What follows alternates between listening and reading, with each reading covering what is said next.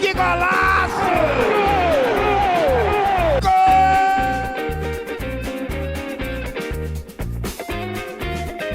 Salve, salve, minha gente, sejam bem-vindos mais uma vez ao Pedcast. Esse é o Pedcast de número 19.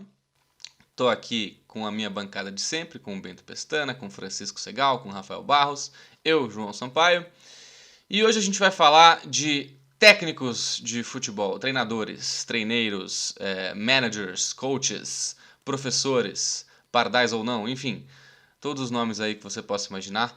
Falar de treinadores, principalmente no que se refere à questão do Campeonato Brasileiro, os técnicos do Campeonato Brasileiro, como é que foi o desempenho dos técnicos, quais surpreenderam, quais decepcionaram, quais foram demitidos justamente, quais foram demitidos injustamente, quais estão fazendo trabalhos há mais tempo, quais acabaram de começar, etc e tal. Então vou começar aqui passando a bola para o Rafael, para ele fazer as considerações iniciais dele a respeito do nosso assunto de hoje.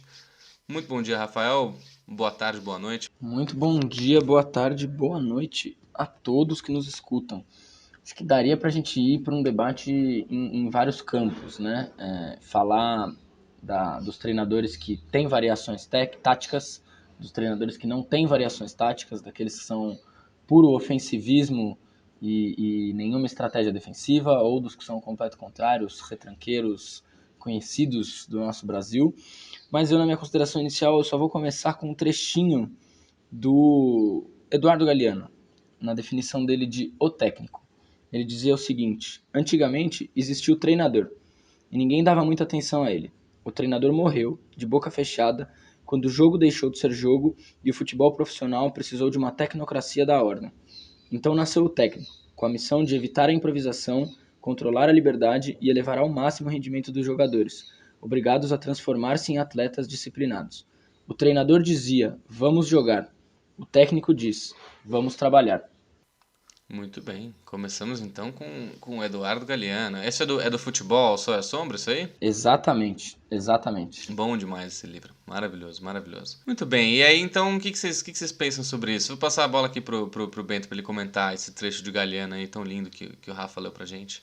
E dizer o que ele acha, se ele concorda, se ele não concorda, se ele acha que o Galeano tava falando besteira. O que você acha, Bento? Não, acho que besteira não, né? Em termos de, enfim, futebol, enquanto uma coisa maior, assim, né? Acho que não. Por outro lado, assim, eu quando assisto o meu time, né? Falando um pouco mais pessoalmente, eu gosto que meus jogadores trabalhem, assim, né? Então, enfim, quando eu tô assistindo o jogo do Corinthians, eu vejo o time se comportar mal, como se comportou no 4-0 contra o Palmeiras, eu fico bravo não com os jogadores, né, mas a maneira como o treinador não conseguiu mobilizar o time, né? E acho que é um dos problemas gigantescos aqui no Brasil, que é essa relação, né? Como é que os treinadores vão colocar para os jogadores não só o que fazer em campo, mas acima de tudo a postura deles dentro do jogo, né? Então, assim, eu acho que essa frase é muito bonita das responsabilidades ou das irresponsabilidades do treinador, né? Mas às vezes eu fico com o Muricy, né? Ou aqui é trabalho, porra. Então, enfim, é meio isso. Maravilha. E você, Franco, qual vai ser a sua contribuição de abertura para o nosso programa de hoje? Puta, eu achei muito legal esse trecho que o Rafa falou, porque ele me ativou uma discussão que eu tenho com meu pai o tempo inteiro. Que meu pai, ele acredita firmemente que o técnico, ele... Não o técnico em si, mas esse momento tático que a gente vive, que ele vem pra controlar os jogadores, impedir a improvisação e... Enfim, não sei se eu interpretei mal, mas acho que era mais ou menos isso que o Galeano tava falando. E eu discordo muito disso. Acho que o técnico ele vem para organizar o time e fazer com que o jogador tome as melhores decisões, improvise na melhor hora. Eu discordo dessa parte, mas eu acho animal. Eu achei muito bom essa citação do Galeano. Eu acho que é o seguinte, se alguém tá no direito de fazer um pouco a do tiozão saudosista, é o Eduardo Galeano, né? Então não vai ser a gente aqui que vai criticar o Galeano por ter essa visão mais romântica do futebol, de que, né? o futebol moderno mata o improviso e o talento, que é um papo que a gente ouve muito e que eu não sei quanto eu concordo também, mas acho que, dependendo de quem tá vindo, cara, eu passo um pano, acho válido. Eu acho que também nunca é 100% assim, né? Nunca é estritamente uma coisa ou estritamente outra. Acho que é inegável que, em algum sentido, o futebol moderno diminuiu essa liberdade, né? O jogo realmente virou um jogo muito mais físico. Mas eu acho que ainda é muito difícil de falar de uma morte total do improviso.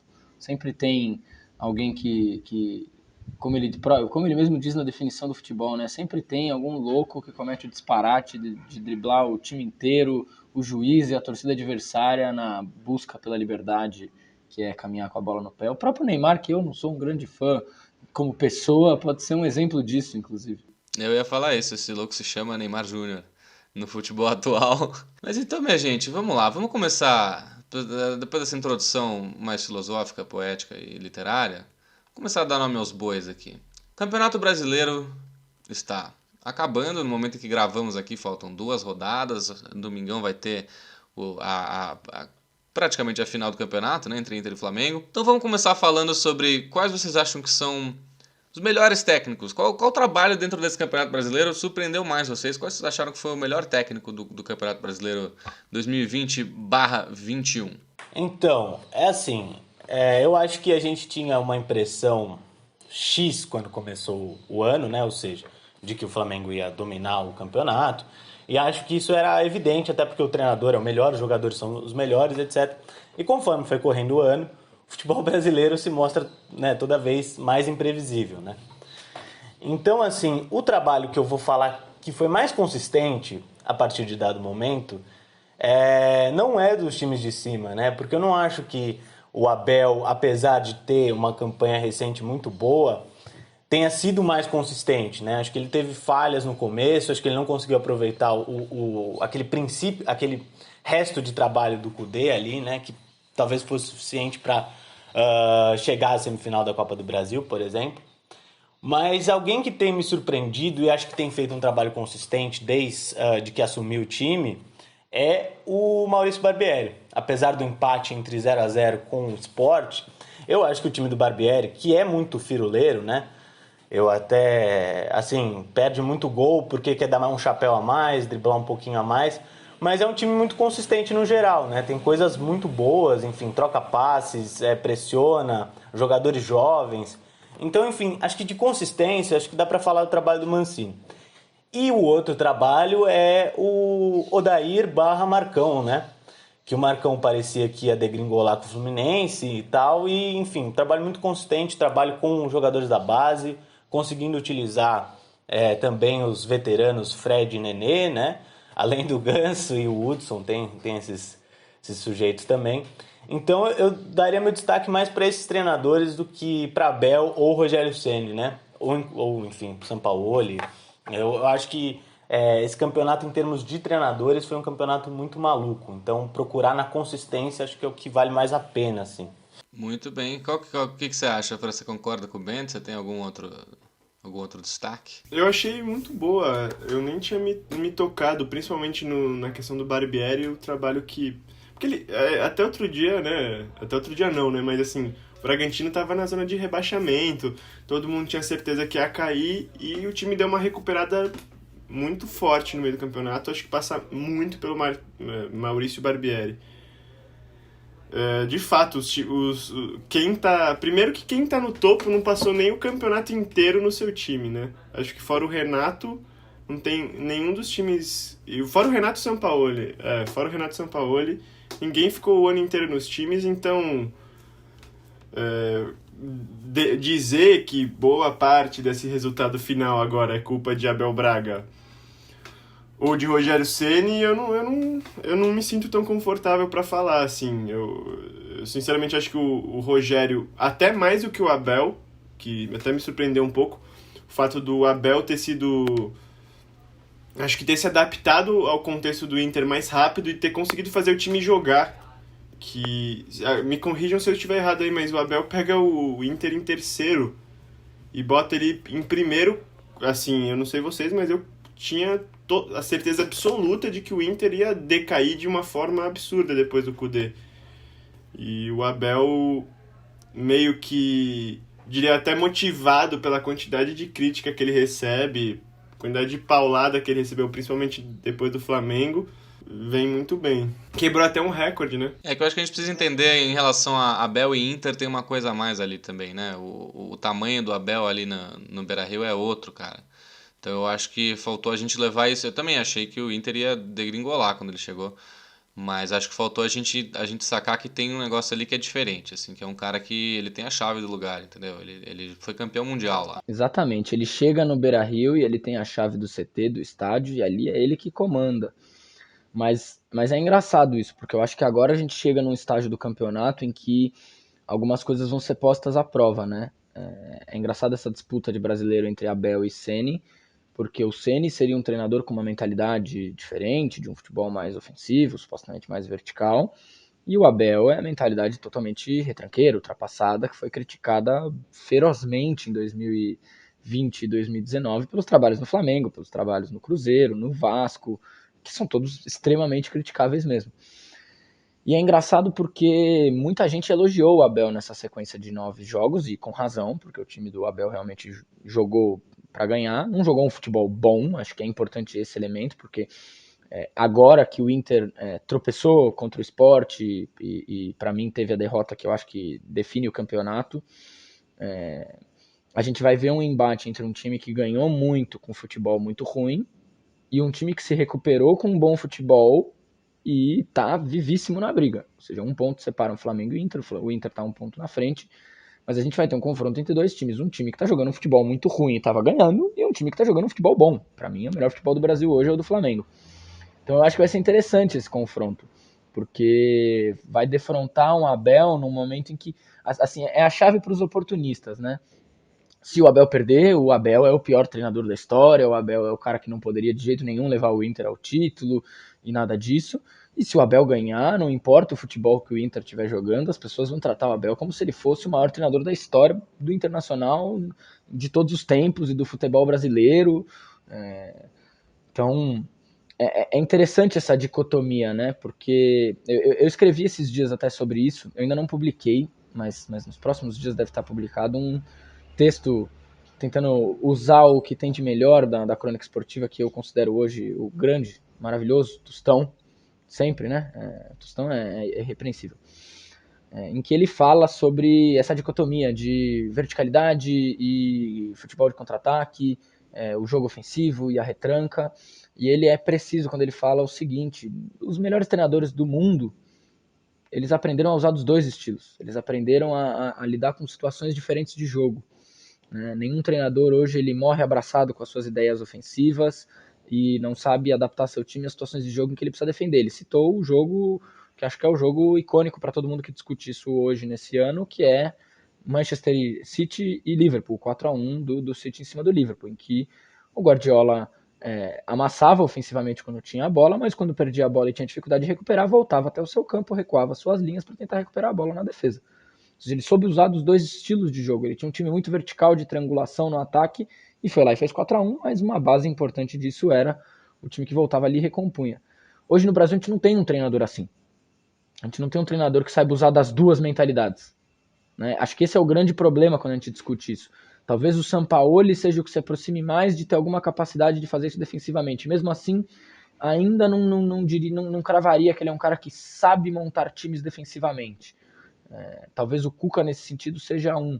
Mas a gente vai sempre olhar para os treinadores brasileiros e falar, bom, esse cara aqui é um cara que sabe armar muito bem defesa de times e sabe recompor times defensivamente. Agora, ofensivamente é outra história. O próprio Mancini, por exemplo, para mim tem várias debilidades no como arma o ataque do Corinthians. Ele depende de algumas figuras. Se ele não tem o Casares, ele tem um time com uma dificuldade muito grande de transição, porque a transição dele é uma transição de velocidade, é uma transição de roubar a bola, dar essa bola no Casares e o Casares vai enfiar para alguém na corrida. Ou pro tal do Léo Natel, que é um grosso terrível, ou pro Mosquito, que tá jogando muita bola, mas ele depende disso. É o próprio Palmeiras, por exemplo. Para mim, o Abel mostrou uma coisa que, se ele não tiver clareza disso pro trabalho dele de 2021, ele vai seguir com um buraco no como o Palmeiras joga. O Palmeiras mostrou que não consegue jogar quando sai atrás, porque perde a característica do seu time, que é a característica que ele sabe trabalhar melhor, que é o contra-ataque. O Palmeiras é um time que talvez seja o melhor time do Brasil em contra-ataque. Tem um jogador que é excelente para esse tipo de jogo, que é o Rony. Quando você bota esse garoto para jogar com espaço, com tempo para ter a bola e espaço para correr com ela e armar uma jogada com mais 2 chegando, o Palmeiras é muito bom. Mas quando o Palmeiras sai atrás, o Palmeiras tem muita dificuldade de jogar. Porque não tem jogadores que quebram linhas jogando com defesas compactas. Talvez o Willian seja o jogador que mais faça isso. O 4-0 contra o Corinthians é um exemplo disso. Ele quebrou todas as linhas do Corinthians ali, jogando entre o Rafael Veiga e o Luiz Adriano. Agora, o jogo contra o Tigres mostrou isso. Mostrou a debilidade que o Palmeiras tem quando precisa ter a bola e jogar se movimentando. Então acho que no Brasil a nossa maior debilidade talvez seja essa, seja de ter treinadores que percebam a necessidade de se adaptar a situações de jogo. Bom, e aí não dá pra deixar de lembrar do Fernando Diniz, né, gente? Que, pelo amor de Deus, falando em dificuldade de adaptar estilo de jogo, de mudar, de fazer de outro jeito, o Diniz é esse cara, né? Ele tem um jeito de jogar, e aí o São Paulo dele foi isso. Quando funcionou, quando tava com todas as circunstâncias a seu favor e tudo encaixadinho, o time titular e tal, beleza, o time voou. Agora, a primeira adversidade que aparece, a primeira adaptação que ele tem que fazer, e o negócio desaba. Impressionante. Eu até acho que o trabalho do Diniz a gente precisa avaliar com um pouco mais de calma aí, porque eu sinto que ele colocou o São Paulo. Ele um pouco foi punido pelo próprio sucesso no Campeonato Brasileiro, porque ele colocou o São Paulo num lugar onde não era pra estar, porque o São Paulo não tinha time pra estar isolado na liderança do campeonato. E aí, só que o problema é esse: quando o trabalho tem dois momentos muito agudos, né, um momento de alta muito agudo e um momento de baixa muito agudo, o contraste é muito difícil. Quando o cara fica, sei lá, 7 jogos sem ganhar, é complicado mesmo. E já tinha eliminações anteriores ali pesando pra cima dele. Acho que tava na hora dele sair mesmo. Mas eu fico me perguntando se o Diniz tivesse tido o mesmo aproveitamento, só que numa média ali, sem ter um período de vitórias e um período só de derrotas, se fosse uma média ali, vai ganhando duas, empatando uma, perdendo outra, se não seria considerado um bom trabalho com o time que ele tem no São Paulo. Ele é um time que estaria agora onde está, ali pelo quarto lugar, me pareceria justo. Assim. O problema foi que ele passou um bom tempo na liderança, ameaçou isolar de todo mundo e ganhar o campeonato. E aí a cobrança, né, vira outra, enfim. E a respeito do Abel, que a gente estava falando antes, eu acho que o grande mérito do Abel foi formar um time adequado para as circunstâncias, né? Um time físico, combativo e um time que, naquela sequência de vitórias grande, teve o grande mérito, apesar do jogo contra o Sport ser justamente o contrário do que eu vou falar agora, mas de não perder pontos que não é para perder. De não perder para time ruim, para time pior. Ganhar assim de 1-0 com gol de cabeça, mas ganhar. Não levar gol e levar os 3 pontos. Um time muito, muito com aquela cara de pontos corridos, um pouco com aquela cara do Corinthians de 17, assim, de super eficiente, fazendo o que precisa fazer. E aí que vem a questão, né? Agora, domingo, eles vão jogar contra um time que é melhor que eles. E aí eu não sei o quanto o Inter do Abel tem ferramentas para lidar. Eu também não acho que o Flamengo está jogando tanta bola assim. O jogo contra o Corinthians, eu não sei não. Eles ameaçaram perder no time do Corinthians ali que... Mas de fato, assim, eu acho que não tá difícil jogar o melhor futebol do Brasil atualmente. Sinceramente, a barra não tá muito alta. A barra não é do próprio Flamengo do ano passado. A barra não é nem do Santos do ano passado. Me perdoe, ninguém tá jogando perto do que aquele Santos jogou. Por circunstâncias mil, né, gente? Ano de pandemia e tal, é foda. Enfim, estamos aqui em fevereiro e o campeonato não acabou. Mas é isso, agora a gente tem um confronto de fato, como o Rafa falou, o Flamengo tá jogando melhor que o Inter, vamos ver se o Inter vai ter, talvez ali na base da motivação do Abelão, a garra pra, pelo menos, não sei, talvez até arrancar um empate nesse jogo não seja mau resultado pro Inter, já que tá na frente, né? Eu ia ressaltar isso, assim, porque eu acho que, enfim, o melhor futebol do Brasil é isso, o patamar não é tão alto. E assim, acho o time do Flamengo um time bem seguro, na real, assim. Enfim, um Yuri Alberto ali, ao invés de um Léo Natel incomodando os zagueiros, né? Incomodando o Arão, o Diego e o Rodrigo Caio, eu acho mais preocupante, assim.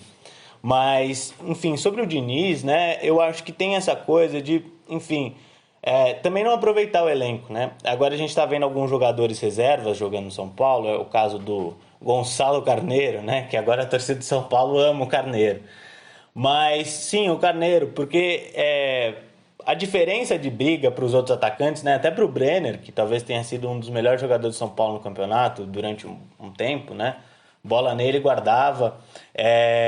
Mas com relação ao Brenner, ao Pablo, ao Trellis, né? O Carneiro é o cara que briga, e o Diniz não teve capacidade de, enfim, chegar lá no Morumbi contra o Inter, entender que um 0-0 era maravilhoso também, né? Porque o time vinha em uma fase, o time tinha perdido o Grêmio, tomado 4 do Bragantino com aquela cena bizonha entre Tietê e Diniz, e o Diniz continua insistindo nesse grupo de jogadores, de 11 jogadores que, enfim, não tinha muita margem para adaptações, né?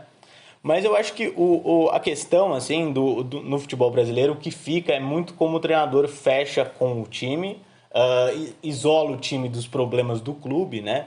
Então o Inter, você vai ver, logo depois que o Kudê saiu, parecia que a coisa ia degringolar, né? E por um tempo degringolou. Mas o Abel conseguiu se fechar ali com Dourado, Patrick e Edenilson, né? Com um meio de campo muito forte, com um meio de campo rápido, talentoso também. E conseguiu ganhar jogos, não só os fáceis, mas jogos importantes também, né? Ganhou do Grêmio de 2-1, talvez ali com um pênalti um pouco escrachado, né? Mas venceu o São Paulo de 5-1 no Morumbi, né? Não é um resultado simples de se realizar, né? E acho que não mudando a estratégia, mas colocando o Inter para pressionar um time totalmente assustado, né? Um time já pressionado a priori. Então, enfim, acho que o Abel tem muitos méritos, né? Não que ele seja o melhor treinador do mundo, mas acho que ele foi suficiente para vencer um campeonato ruim. Assim como o Felipão foi suficiente para vencer um campeonato de 2018 também ruim, né? Também com o São Paulo na liderança. Veja o paralelo, né? Então, assim, basicamente, e com o Flamengo um pouco ali na cola, né? Então, assim, basicamente, o que eu acho que acontece no futebol brasileiro é isso, assim, os treinadores não só não terem ideias, mas terem dificuldade para juntar o grupo, né? Eu acho que o Thiago Nunes eventualmente tinha algumas ideias importantes, mas acho que ele, enfim, entrou no Corinthians achando que era o Atlético Paranaense, né? E com todo respeito ao Atlético Paranaense, mas no Corinthians tem muito mais problema, a pressão é muito maior, né? Os jogadores são mais mimados, né? A mão do Fagner ali contra o Palmeiras foi um negócio absurdo lá na arena, né? Mas assim, acho que também o cara entrar mandando o Ralf embora assim, chutar o pé da porta, né? De um time que vem vencendo títulos, etc. E, enfim, sobre estratégia, acho que o único treinador que apareceu aqui no Brasil ser capaz de fazer um pouco das duas coisas foi o Kudê, né? O Kudê, ofensivamente, o Inter demonstrava muito, mas quando precisava se defender, fechava a casinha também. O jogo contra o Atlético 1-0 Internacional foi um negócio assim, segundo tempo 11 atrás da linha da bola. Contra o Flamengo conseguiu criar, mas foi muito seguro também. Então, enfim. E eu acho que tem uma coisa assim que às vezes a gente polariza demais, né? Não gostei muito da palavra, mas a gente, enfim, que futebol bom é futebol com a bola, etc, etc. Eu adoro um contra-ataque, sabe? Eu acho o contra-ataque uma coisa maravilhosa. Mas acima de tudo é da onde você contra-ataca, né? Como você combate, onde é que você está pressionando o jogador para ganhar a bola? É ali na frente do seu gol para você sair uma arrancada de 500 metros, ou enfim, ali no meio de campo mordendo, ou em cima mordendo. Eu acho que essas coisas elas não acontecem muito no futebol brasileiro, né? Você vê a partida da Atalanta contra o PSG, foi a partida mais segura que eu vi nos últimos tempos, assim, né? Apesar de ter tomado 2 gols, a Atalanta estava fechadinha, mas não fechadinha lá para trás, né? Você tinha um time em bloco em cima do PSG, sempre pressionando e com muito pouco espaço, né, sobrando. E acho que quando o Sampaoli ele acerta os times dele, isso começa a acontecer também, né? É um time que não é compacto defensivamente, mas ele é compacto enquanto bloco. Então é muito difícil você furar a primeira pressão, é muito difícil você ultrapassar os jogadores dele, né? O Santos do ano passado teve a melhor defesa do Santos em campeonatos brasileiros na história dos pontos corridos, né? Mas aí depende também dos jogadores que você tem, né? Você querer fazer isso com o Lucas Veríssimo na zaga é diferente de querer fazer com o Rep. Porque eu acho que é interessante pontuar algumas coisas. O Bento falou do Diniz, e eu acho que tem algumas coisas que envolvem o Diniz. Para mim, eu tenho acordo 100% com o que você disse da média, da expectativa. Não sei se foi o Sampaio que disse isso, na verdade. Mas eu acho que tem uma outra coisa que é impossível de ignorar, que é a estupidez de uma diretoria que faz uma eleição e não assina um termo ali dizendo, olha, a nova direção assume quando o campeonato acabar. Falta 1 mês e meio para o campeonato acabar, você segura mais um pouquinho aí. Não, você vai lá e troca a diretoria no meio de uma semifinal de Copa do Brasil com um time que não ganha um título desde 2012 e que está com a pressão de ser primeiro lugar. Porque, de fato, a pressão do São Paulo na primeira colocação é uma coisa enorme. Para um time que está na fila, você está ali com a obrigação de ser campeão, porque o São Paulo passa a ser um time que tinha obrigação de ganhar. Tinha 7 pontos de distância para o segundo colocado, supostamente jogando no momento em que estava ali o melhor futebol do Brasil, em que tudo dava certo. Ou seja, a pressão era gigante. O Diniz não entendeu algumas coisas. Que ele treinava um time que estava na fila. E que isso pesa. E ele não podia ignorar o fato de que mesmo sem torcida não existe como você blindar os jogadores do que significa a pressão da torcida para um time que vive a fila. Sobre esse ponto Só rapidinho, sobre esse ponto da fila do São Paulo, que é uma coisa que muda totalmente a dinâmica de jogar, de treinar nesse time do que qualquer outro time grande do Brasil. Porque você para de pagar, o zagueiro ele não paga pelos erros dele. Ele paga pelos erros dele paga pelo erro do Maicon, que deu um tapa no Borja em 2016, dele paga o erro do outro cara em 2014, 2015, 2016, 2017, e isso vai acumulando, inevitável. Rio em 2015? Até o Reinaldo, né, a figura talvez mais emblemática disso tudo, enfim. Sim, o Reinaldo foi um cara que foi pondo a cara, né, ele vira em algum sentido parecido com o Rodrigo Caio, né? Uma posição parecida com a do Rodrigo Caio, que acaba sendo a expressão da derrota do São Paulo. Porque ele é o cara que mais acerta, ele é o cara que participa das jogadas ofensivas, mas ele é o cara que erra defensivamente, né? E que fica marcado pelos erros defensivos. E aí tem um treinador que tem uma soberba incrível da derrota, né? Eu já peço perdão para quem estiver escutando pelos barulhos maravilhosos que estão aqui no meu fundo, na obra do vizinho. Mas assim, é impressionante isso, porque o Diniz ele é um cara que gosta de sair derrotado, mas com os seus princípios de jogo intocados, né? E isso não existe no futebol. É o que o Fran estava falando, a gente tem essa polarização, e essa polarização é errada.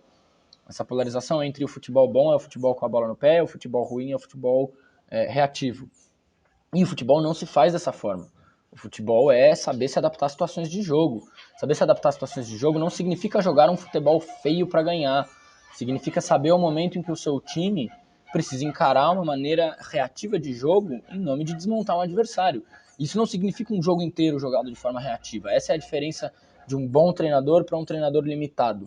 O bom treinador sabe como armar um time em que em momentos do jogo vai jogar com a bola no pé e saber construir jogada ofensiva, e que em dados momentos do jogo vai precisar ir lá para trás, recuar os blocos das linhas de marcação e tentar retomar essa bola de uma forma mais reativa. O futebol é assim, o futebol não pode ser uma coisa estática em que ou você só joga com a bola no pé ou você só joga sem a bola. Senão, cara, a gente vai ficar discutindo abelismos versus dinizismos e aí o futebol vai ser uma coisa deprimente.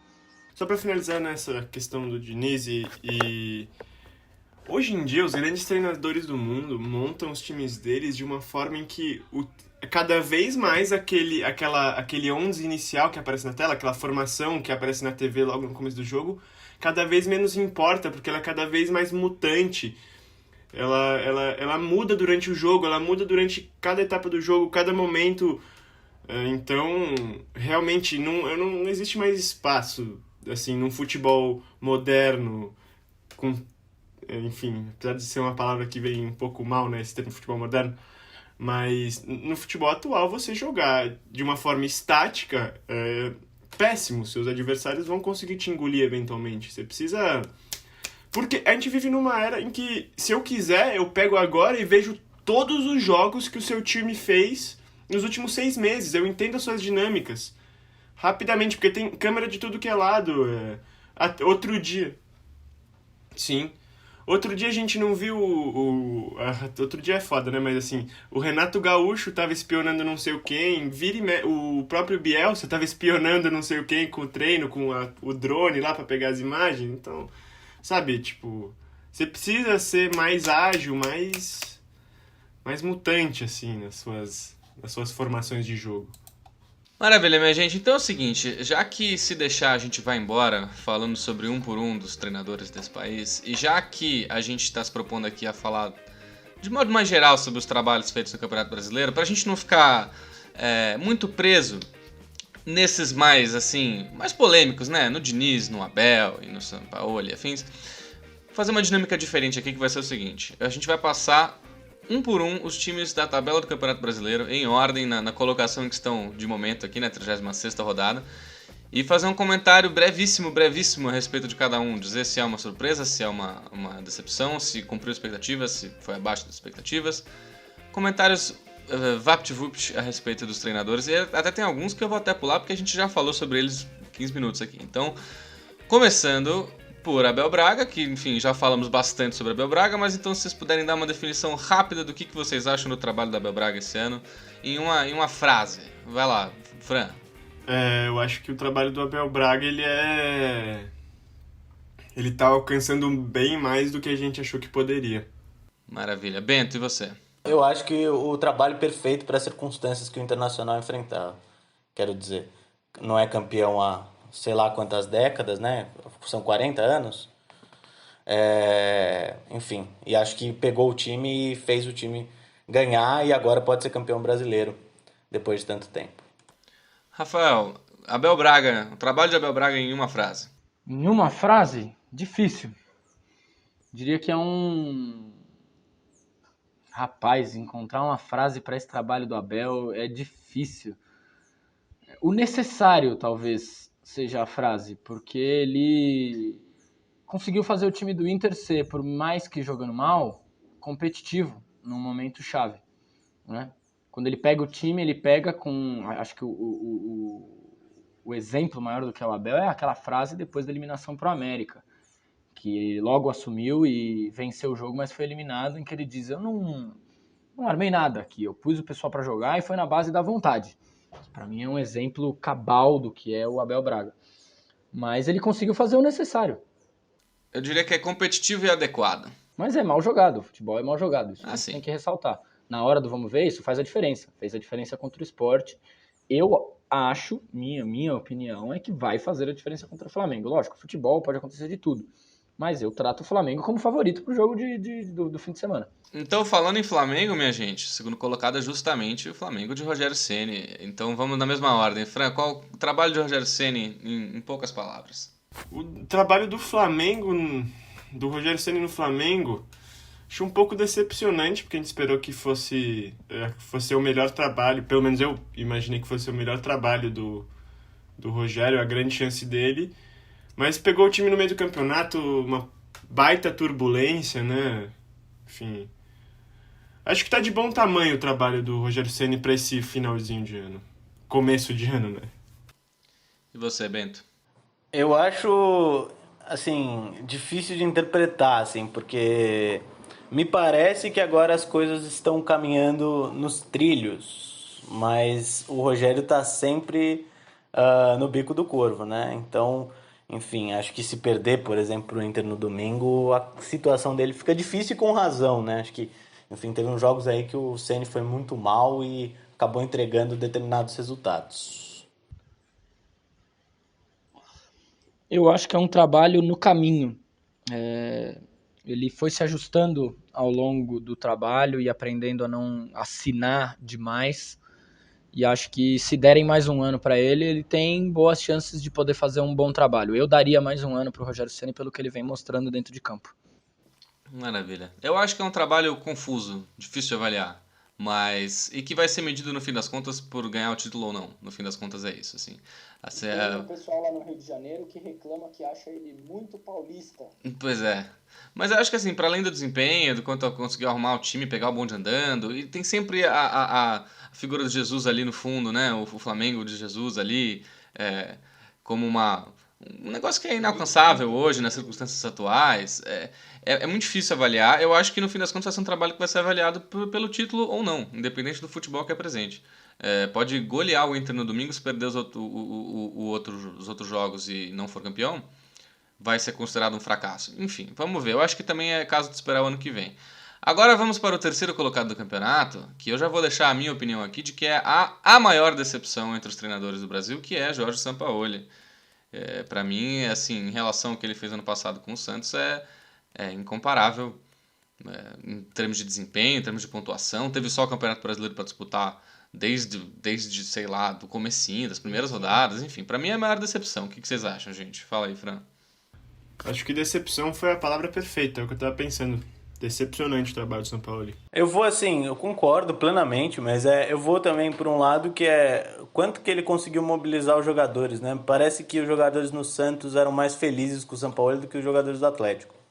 E talvez ele tenha feito os jogadores do Santos jogarem mais bola do que os jogadores do Atlético, né? Se você comparar o Soteldo do ano passado com o Keno esse ano, apesar da boa temporada do Keno, acho que não tem medida de comparação, assim, né? E você, Rafa?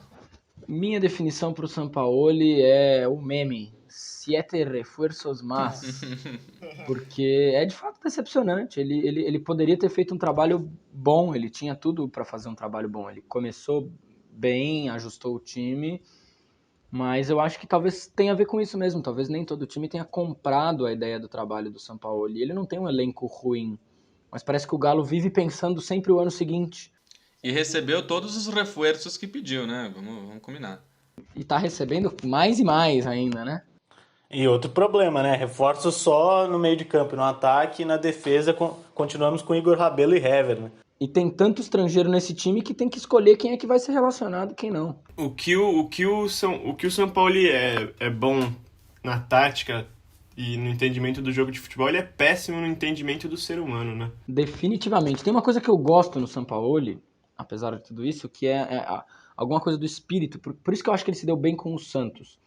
A gente vê o Sampaoli na beira do campo, tem uma coisa que ele fala sempre, que ele nunca deixa de falar para os jogadores, que é: vamos jogar. É isso que ele fala quando ele começa a ficar irritado. Ele vira pro jogador e fala: vamos jogar, quero que jogue, carajo.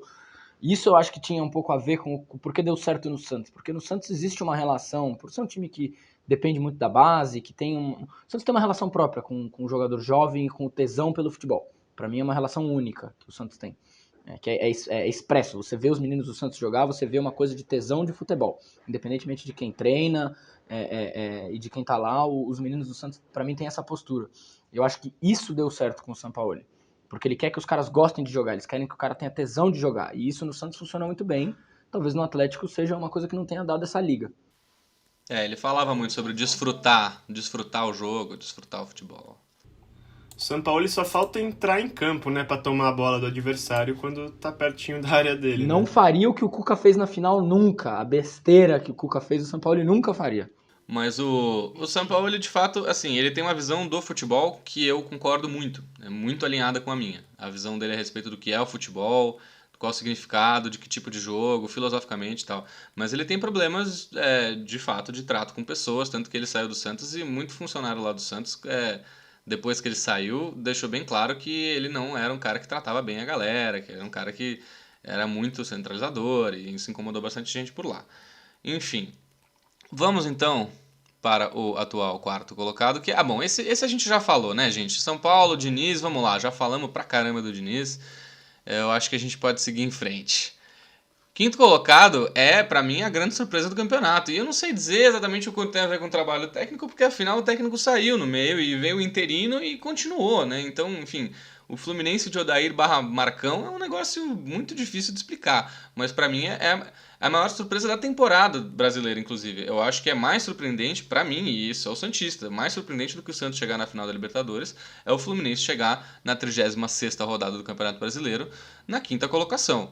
Porque uma coisa é você fazer milagre no mata-mata. E com um time bom, que é o time titular do Santos, é bom, sempre foi, sempre defendi. Nunca achei que o Cuca tirava leite de pedra. Achei que ele fez coisas muito importantes ali em termos de arrumar e motivar num momento caótico politicamente e tal. Mas o time do Santos é bom. Agora, o time do Fluminense é muito pior que o do Santos. E num campeonato de pontos corridos, que exige uma regularidade ao longo de meses e rodadas, você chegar no fim do campeonato assim em quinto lugar, eu acho, pra mim, a maior surpresa da temporada brasileira é o Fluminense. O que vocês acham, gente? Perfeito. É isso mesmo. Maior time que tirou leite de pedra, literalmente, né?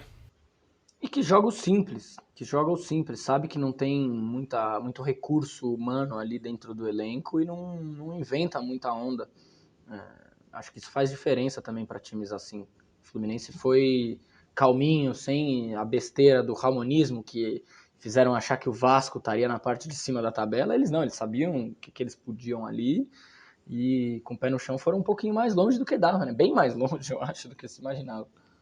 Eu acho que assim, além de tudo isso, a falta de recursos humanos ela é compensada com uma utilização perfeita da base também, né? Porque Xerém é efetivamente um lugar onde se produz jogadores muito bons. É o caso do Evanilson, o João Pedro, que agora vai subir para a primeira divisão, né, da Inglaterra. O próprio Richarlison, que apesar de não ser da base do Flu, né, cresceu no Fluminense, o Pedro, o Gerson. Então, assim, é um baita de um time. O Gilberto, que tá jogando muito bem no Benfica. Ontem o Fluminense ganhou só com gols de jogadores da base. Pois é, então, assim, acho que também tem o trabalho do Odair e do Marcão de fazerem esse time se renovar, né? Serem os pulmões, porque realmente depender do Fred e do Nenê, quando você olha no começo da temporada, é uma coisa um pouco preocupante, né? Ou do Paulo Henrique Ganso, né? Mas assim, isso já tava fora da cota, né? Tipo, o Ganso seria esse jogador que entraria às vezes e, enfim, tem até feito um bom campeonato, assim, chamemos na média dele, né? Mas acho que o Fluminense tem essa capacidade de renovar muito também, assim, cara. Eu acho que a grande diferença entre o Fluminense e o Botafogo é Xerém, basicamente. Acho que se não fosse Xerém, o Fluminense estaria onde o Botafogo tá hoje em dia, sinceramente. Vamos então ao sexto colocado, e eu vou passar direto pro Fran, porque ele já tá de microfone aberto aqui, já tá ansioso para falar sobre Abel Freira, a equipa. Quando o Abel chegou, achei que o trabalho dele fosse para 2021, não tinha muitas expectativas. Acho que em termos de títulos ele chegou e fez o ápice da história do Palmeiras em 21 anos, né? Ganhar essa Libertadores realmente foi uma coisa de louco, ganhar do River Plate, enfim. Mas eu acho que o Abel traz coisas... A gente fala tanto dos treinadores brasileiros... Não tá nada curta, né, isso aqui que eu tô falando. Mas a gente fala tanto dos treinadores brasileiros que são super retranqueiros e tal, e que sabem montar uma defesa. O Abel chegou, pra mim, pra mostrar que os treinadores brasileiros não sabem montar defesa coisa nenhuma. Que a defesa que os treinadores brasileiros montam tem comportamentos que não são os melhores, tem... sei lá... Quando você vê um cara desse nível, assim, chega até a ser bonito. Você vê a marcação apoiada lá, o cara vem... Você vem marcar o jogador e o cara vem marcar o passe, que é uma coisa espetacular. Eu acho que tem uma diferença aí entre o cara que só sabe armar a defesa e o cara que sabe armar a defesa e a transição, né? Isso faz uma diferença brutal, eu acho. O Abel sabe fazer uma transição ali como poucos no futebol brasileiro hoje em dia. E vale dizer que a maior parte da passagem dele aqui, ele só tinha o Rony de ponta velocista mesmo. Gabriel Verón ficou muito machucado, o próprio Wesley tá machucado há muito tempo. Bento, o que você acha de Abel Freira? Então, assim, acho que o Abel entregou o maior título possível para um brasileiro, né? Assim, a gente, tudo bem... Em última instância, foda-se o Mundial, né? Claro que é péssimo perder pro Al-Ahly, perder pro Tigres, mas o importante é que o cara trouxe a Libertadores, assim. Mas, assim, falando em termos de jogo de futebol, eu espero que o Abel entregue um pouco mais, assim, porque se você for apostar nesse mesmo esquema, talvez o futebol da temporada 21-22 não permita que você seja campeão jogando assim. Né? Precisa ver como é que o Flamengo vai aparecer, precisa ver como é que estarão os outros times, inclusive o Inter, que eventualmente vai trazer o Miguel Ángel Ramírez. Então, tá assim... gastando espanhol, hein? Super, nossa. Então, assim, é difícil prever, né? Eu acho que o Abel precisa fazer mais. E não necessariamente de jogo com a bola. Acho que o Palmeiras pode ser um time muito mais de força e velocidade, mas, assim, com mais... jogadas, né, ofensivas do que tem hoje. Rafael, Abel ex-Braga. Abel ex-Braga é sacanagem.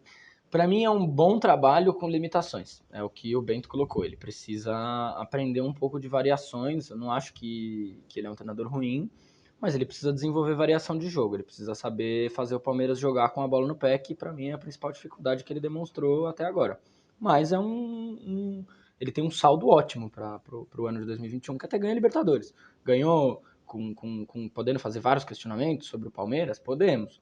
Mas se tem uma coisa que eu imagino que eu espero do Abel, é o fato de que ele se demonstrou um cara que tem tesão de aprender, e para mim isso ficou nítido no jogo em que ele foi amassado pelo River Plate e mesmo assim ganhou a vaga.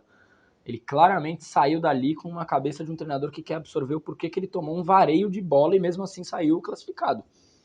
Então, para mim, o Abel tem perspectivas boas para 2020. Grandes entrevistas, né? Ótimas entrevistas, um cara bacana. Ele parece ser um cara legal, um cara gente boa. Apesar da entrevista do Mundial ter sido uma pataquada, né?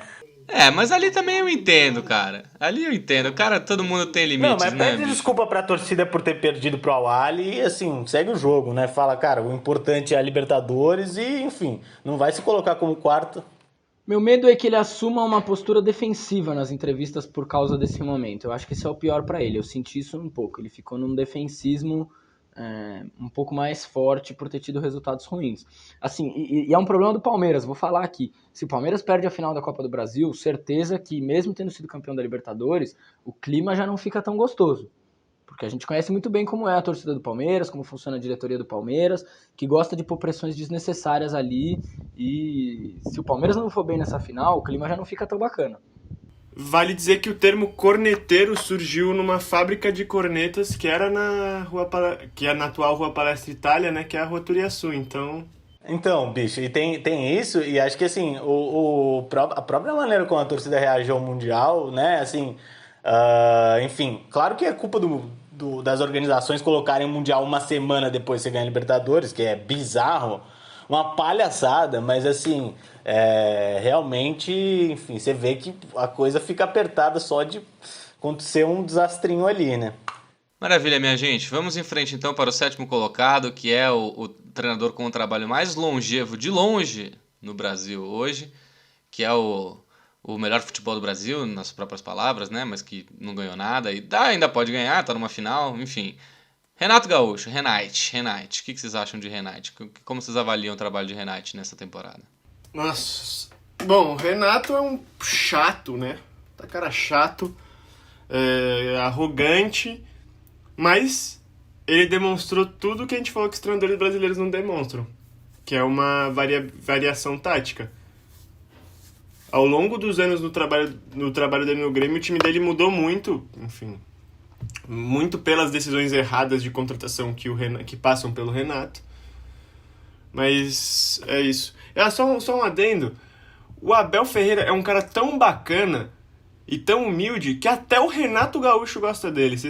Só pra dar uma dimensão. Eu vou citar o Mauro César, né? Pífio, patético e pragmático. O trabalho do Renato esse ano, apesar de uma final de campeonato, o Renato teve um jogo difícil na Copa do Brasil, que ele ganhou ali. Claro que com a estratégia dele era essa mesmo, vencer de 1-0 lá na Arena. E depois instaurou o bonde, fez um jogo de futebol americano no Morumbi. E assim, passou para a final. Acho que a final da Copa do Brasil vai ser pior do que a final da Libertadores. Acho que vai ser um jogo mais chato. Eu acho que o Renato, ele... enfim, teve essa cena bizarra que foi a entrevista dele contra o Internacional. Eu acho o time do Grêmio ruim, assim, muito ruim mesmo. Não conseguiu vencer do Corinthians com 2 jogadores a menos. E é o time que mais empata. O Tite saiu em 2013 pelo empatite, né? E tinha menos empates do que o Renato Gaúcho. O Grêmio tem simplesmente 17 empates em 36 rodadas de campeonato. Ele tá empatado com o empatite, falta só um para ele passar. Minha definição, Sampaio, por o trabalho do Renato, eu vou me prender mais a esse ano do que aos outros. Ele tem o trabalho negacionista, é o trabalho bolsonarista do futebol brasileiro, porque ele vive no mundo dele, em que o futebol do Grêmio é o futebol que passa na cabeça dele. O Renato é essa pessoa. Ele incorporou o bolsonarismo dele nas entrevistas coletivas, no que ele fala sobre o time dele e no que ele pensa do futebol do Grêmio. E até na lógica que ele trata a imprensa, né? Essa entrevista que você citou, bem, também isso. Ele falando que vai entregar jornalista para a torcida do Grêmio e dizendo que o presidente dele autoriza, deixando aquela ambiguidade se é o Bolsonaro ou o presidente do Grêmio. Então, assim, para mim o Renato é o treinador negacionista do futebol brasileiro. E acho que também negacionista com relação aos resultados que ele obteve, que foi a Copa do Brasil de 2016, que o time jogava muita bola, muito por causa do Roger Machado, e a Libertadores de 2017, que o time jogava bola pra caramba, assim. Sim, é porque ele vive no mundo dele, em que não importa o que acontece no futuro por causa disso. Ele falar que não foi um vexame o jogo contra o Santos, pelo amor de Deus, são 2 eliminações seguidas de Libertadores tomando pau, tomando sarrafo, uma de 5, outra de 4. Chocolate. Eu acho que o Renato Gaúcho é difícil, né? Porque ele tem um tamanho lá no Grêmio, que a gente falou do Abel sobre o Inter também, né? Que, cara, é assim, se ele ganhar a Copa do Brasil, ele continua lá, entendeu? Por mais que o trabalho esteja super desgastado, que tenha maior cara de fim de ciclo, que o time tenha tido vários momentos muito ruins esse ano, não tenha apresentado um grande futebol quase em momento algum, se ele vai lá e arranca uma copada ali, bem ao estilo Grêmio, aí o cara continua lá por mais 3 anos. Eu acho que é pior para a torcida do Grêmio. Vamos lá, 8º colocado do campeonato atualmente é o Atlético Paranaense de Paulo Autuori. Quem diria que Paulo Autuori já ameaçou deixar de ser técnico 15 vezes ao longo dos últimos 2 anos, aí ele vira diretor, aí ele volta a ser técnico, aí ele tá lá, ele tá aqui, ele passou pelo Santos, ele passou pelo Botafogo, ele passou por 500 lugares, tá lá no Atlético, quietinho, né, um trabalho discreto. E, pô, tá disputando a vaga na pré-Libertadores. Eu acho que dá pra dizer que é um trabalho satisfatório, né? O Atlético não foi nem um pouco digno de nota esse ano, por motivo nenhum. Mas acho que tá lá, cumprindo, né? O que vocês acham, gente? Acho que o Atlético deu uma bela recuperada no campeonato. Acho que tá muito bem pro que começou.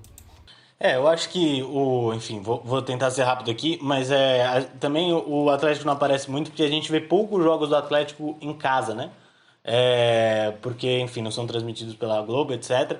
Mas em casa o time do Atlético joga muita bola, não tem como, assim, sabe? Aquele gramado, tal, não sei o quê, é um time rápido, vertical e atrapalha a vida de todo mundo que vai pra lá. Agora, a minha frase pra definir é: o Botafogo deve estar com saudades do Autuori, né?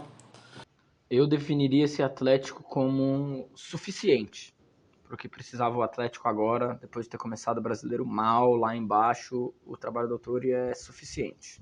Maravilha. E aí chegamos ao atual 9º colocado do campeonato, que eu já vou começar falando aqui pra tentar falar pouco, porque senão eu acabo falando por uma hora, que é o Santos Futebol Clube, do técnico Alex Stival, o Cuca, que eu, honestamente, assim, sou grato pelo que ele fez na Libertadores, sou grato por ter dado uma arrumada no time depois de um trabalho horrível do Jesualdo, chegou lá e apagou o incêndio, e ele é um cara bom de fazer isso, o Cuca funciona pra isso, pra fazer milagre, pra apagar incêndio, pra motivar e pra descolar, enfim, é por aí. Mas eu, assim, já deixou claro que não fica, e que bom que não fica pra mim, porque o Santos precisa de reconstrução e o Cuca não é um cara pra fazer uma reconstrução, não é um cara pra montar um negócio ali do zero.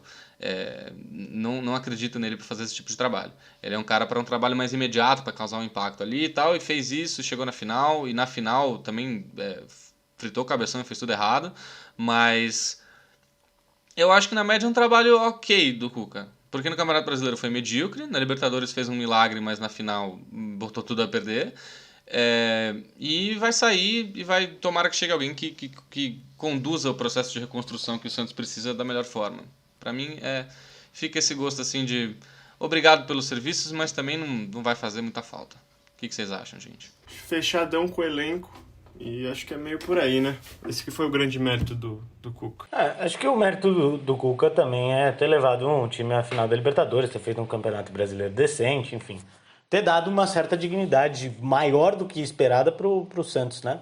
Eu acho que o trabalho do Cuca, sempre aquela ressalva, né? Quando a gente elogia o Cuca, a gente está elogiando ele estritamente no campo profissional, porque no campo pessoal tem que lembrar que o Cuca não é uma pessoa bacana, não é uma pessoa legal, uma pessoa que tem problemas muito sérios, inclusive a acusação de estupro segue no ar quando a gente fala de Cuca, não é uma pessoa reivindicável.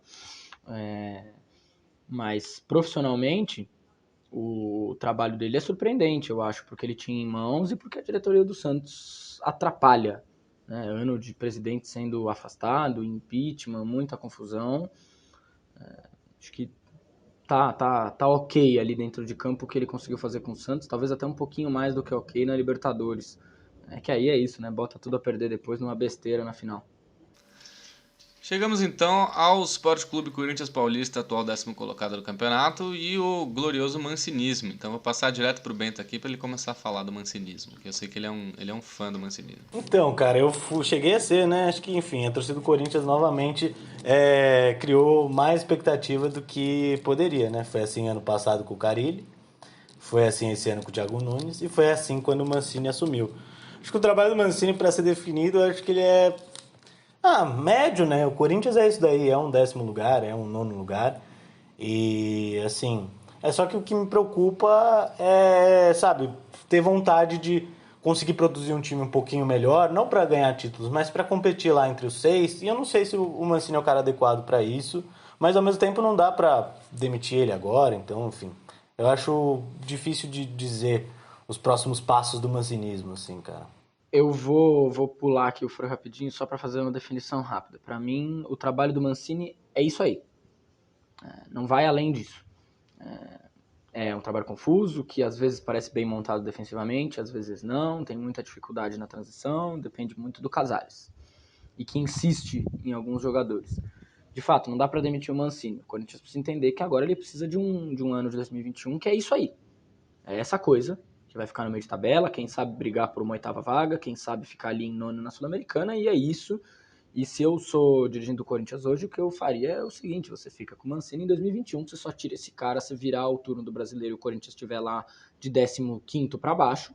Se tiver de 15º para cima, você segura o Mancini até o final da temporada e começa o ano fazendo algo parecido com o que o São Paulo está fazendo. Enxuga esses salários altos de Luan, Ramiro e etc., e traz um gringo argentino novo, bom, para começar um processo de remontagem do time que vai gastar mais com comissão do que com jogador ruim.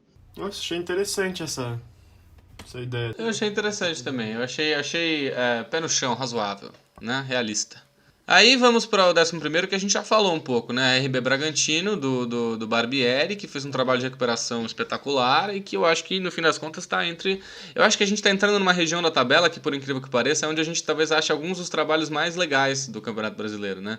Que são times que a gente imaginava que iam lutar contra o rebaixamento e que estão, no fim das contas, ali naquela zona segura, ali, até disputando uma vaga continental, de repente, uma pré-Libertadores ou uma Sul-Americana, enfim, acho que o RB é um desse grupo. Então eu acho que é um trabalho ótimo do Barbieri, acho que ele se credencia para dar passos maiores na carreira em breve. O que vocês acham, gente? Eu só vou falar uma coisinha, acho que só vai ser difícil sem o Claudinho, que é talvez um dos melhores jogadores do campeonato, não, né? Ele provavelmente vai para Alemanha, então... Assim... O melhor pra mim ele é o melhor. Pra mim é o melhor também. Eu daria uma definição só sobre o trabalho do Barbieri. É digno da renovação. Pra mim, mostrou no final de campeonato que é digno de ganhar mais um aninho. E, bom, o RB tem grana para investir, né? Mantendo um trabalho legal, pode ser que ano que vem eles façam um campeonato melhor ainda. Nessa sacanagem de clube-empresa, que aí o Claudinho vai ser vendido pro time lá da coisa, lavagem de dinheiro, que a gente sabe, é uma palhaçada isso aí de clube-empresa, viu? Vamos falar sério. Eu nem chamo de RB essa tranqueira, é Bragantino. RB que se vira e não tá me pagando, vou ficar chamando de RB? Dá licença. Aí vamos pro 12º colocado, que eu também acho um trabalho digno, eu definiria como digno, que é o trabalho de Guardiola à frente do Ceará. Tem um dos melhores jogadores do campeonato, que é o Vina, e fez um campeonato sólido, digno, tranquilo. Acho que é por aí, né? O que vocês acham? Acho bem sólido o campeonato do Ceará. Tá no esperado, né? Acho que tá ótimo. Ainda vai beliscar uma Sula.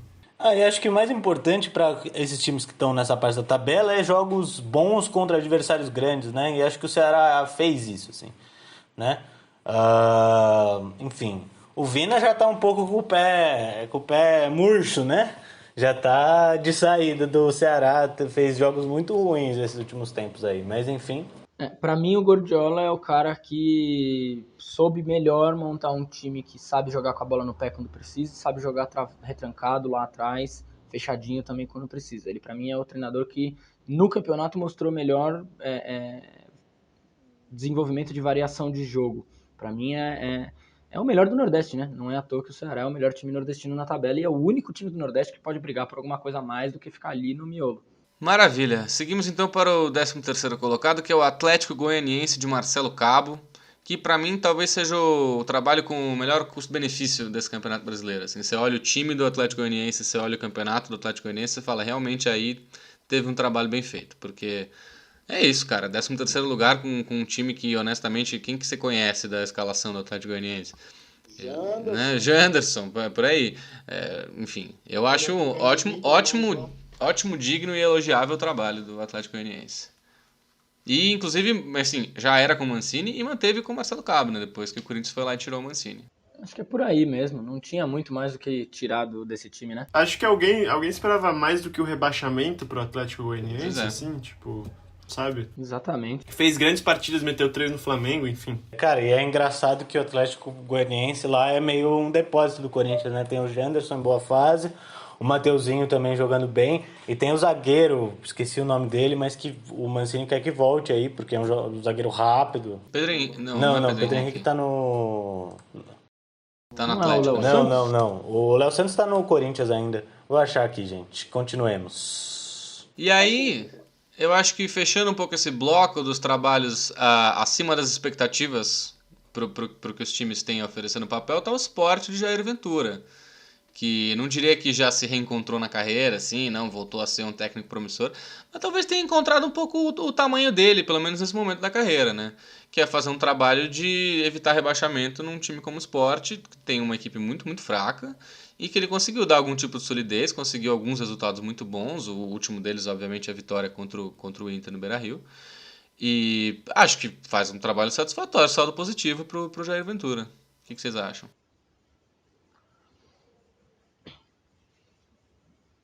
Eu acho burocrático, mas também é meio por aí o que ele consegue, né, com esse time do esporte. Acho que em alguns momentos ele poderia ter dado mais, mas é sempre um time chato de jogar. Se tivesse torcida na Ilha do Retiro, seria mais chato ainda. Volto aqui com a informação. O João Vitor é o zagueiro do Atlético Goianiense, que pertence ao Corinthians e que provavelmente vai voltar na próxima temporada. Agora, assim, acho que para se administrar Brocador, Thiago Neves, enfim, a turma da balada lá do esporte, eu acho que tem alguns méritos sim, né? O esporte conseguiu uma gordura no começo do campeonato e agora, né, tá lutando para não cair. Mas parece que não vai, né? O Vascão tá fazendo uma força um pouquinho maior para isso. Não, é muito difícil. O Sport tá praticamente a salvo já, porque tá 5 pontos acima da zona com 2 jogos para disputar. Teria que perder os 2 jogos e, enfim, é bem difícil que o Sport caia essa altura do campeonato. Pode ser que aconteça, mas é difícil. Tem quem se esforce mais, né? Tem quem esteja tentando cair mais, eu acho bem isso, assim. E aí vamos então para o 15º colocado, que é o Fortaleza de Enderson Moreira. Que, cara, sei lá, eu, assim, tenho uma questão com o Enderson de quando ele treinou meu time, eu achei ele fraquíssimo. Mas acho que o Fortaleza tinha um problema ali, né? Quando perdeu o Rogério, ia ser difícil alguém substituir a altura e fazer o mesmo tipo de trabalho que o Rogério fazia, estando lá há tanto tempo, conhecendo tão bem o time e tal. Eu acho que é um trabalho mais ou menos, assim, parece que não vai cair, isso já é alguma coisa, o time não é lá grandes coisas, mas sei lá, se eu fosse diretor do Fortaleza, eu ia querer continuar com o Enderson Moreira à frente para o ano que vem, um time que já demonstrou alguma propensão a apostar em projetos um pouco mais ambiciosos, não sei se o Enderson Moreira é o cara para tocar isso aí. O problema é que é ano sem pré-temporada, né? Então tem esse elemento quando a gente pensa em troca de treinador no fim da temporada. Isso vai ser chato esse ano. Acho que para esses times dá para considerar o ano de 2021 como um ano alongado de transição. Eu não trocaria agora, mas o Fortaleza vive isso, vive o período de ato depois da fase maravilhosa do Rogério, de realidade de time pequeno que quando estoura um treinador vai perder para time grande. O treinador desenvolver vai para time grande. É um momento chato para o Fortaleza. 2021 é um ano de ter calma, eu acho. Acho que é o ano do Fortaleza mostrar que tá se preparando para andar com as próprias pernas, né? Tornar isso um projeto a longo prazo, né? Porque a gente pensa que futebol é só 90 minutos, mas o futebol é um jogo que não acaba nunca. É um jogo que todo ano recomeça a mesma coisa, então isso é uma coisa interessante de se... E basicamente começar com o Anderson Moreira a temporada que vem, independente da pré-temporada, é um tiro no pé.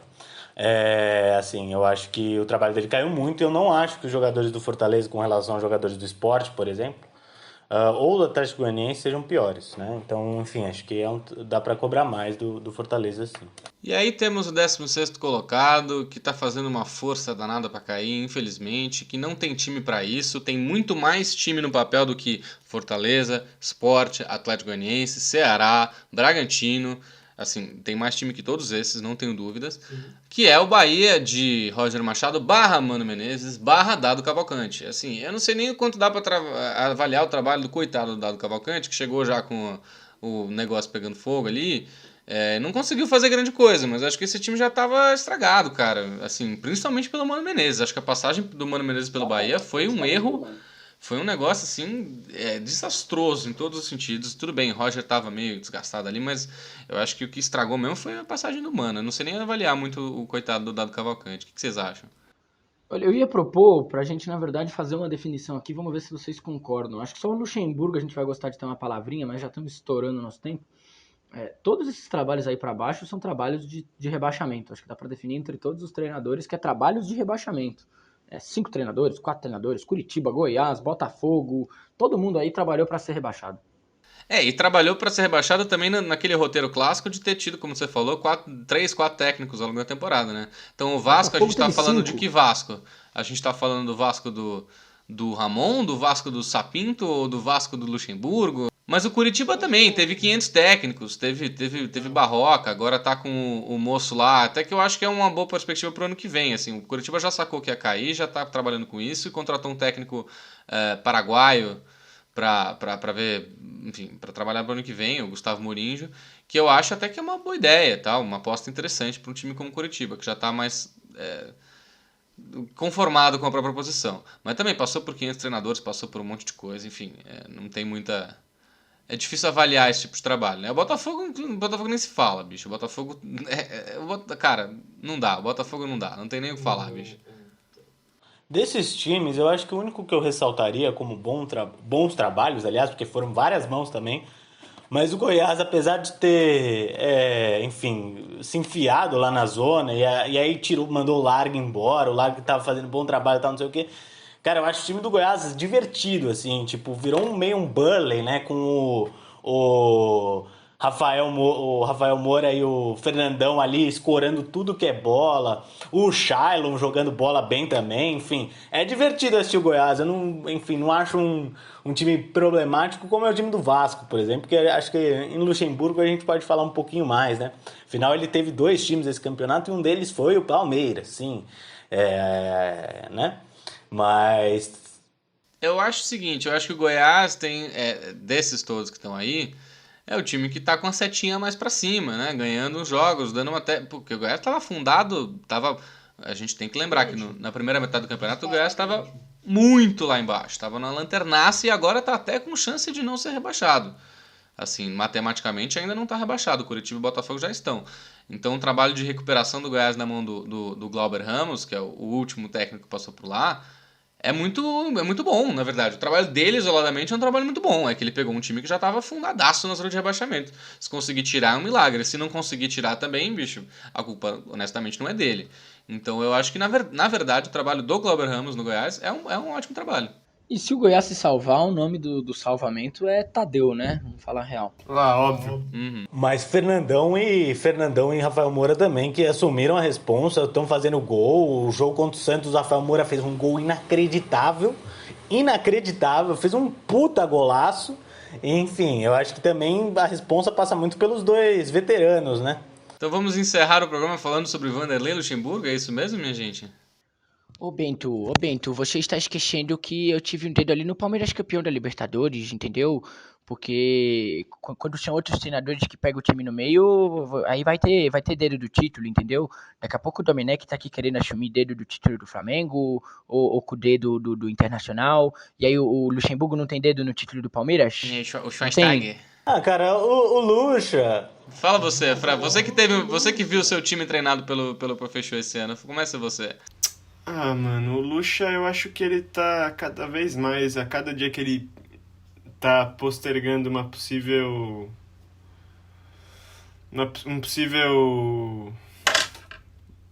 aposentadoria, ele tá manchando cada vez mais a carreira dele. Acho que ele chegou pra tentar fazer a mesma coisa que ele fez com o Vasco ano passado, fazer um milagre, salvar o Vasco do rebaixamento.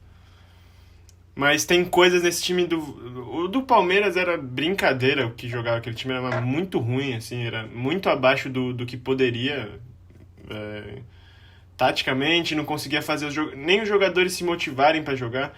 Só que aconteceu uma coisa em Inter e Vasco, e não é o gol impedido do Inter, que pra mim é um negócio assim que faz você levantar todo tipo de dúvida na sua cabeça. que os jogadores do Inter passaram de 30 segundos até fazer o gol, assim, foi uma questão de 30 segundos, um minuto, em que você teve 2 jogadores do Vasco que simplesmente pararam na frente da área do Vasco, assim. Não sei o que é, pode ser, eu não vou levantar nenhuma teoria da conspiração, mas assim, que é uma coisa completamente enlouquecedora, é doido. Imagina ser torcedor do Vasco, a tristeza que deve ser. Não, sem entrar em nenhuma conspiração, os caras claramente não estão com a pica pro Shell. Assim, acho que, né, nitidamente...